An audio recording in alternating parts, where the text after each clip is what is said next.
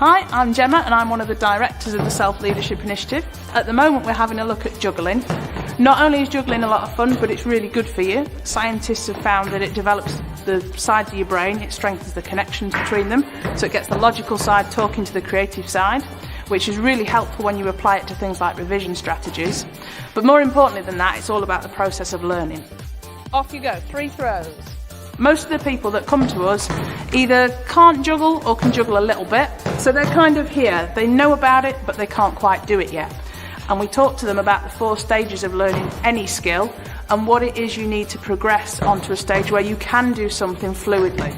So lots of people, once they start dropping the balls a lot, they feel like giving up, but we get them to think about the idea of persevering through to the point where they can do a cascade and then really focus on that sense of achievement at having done something they didn't think they could do before they came to us today.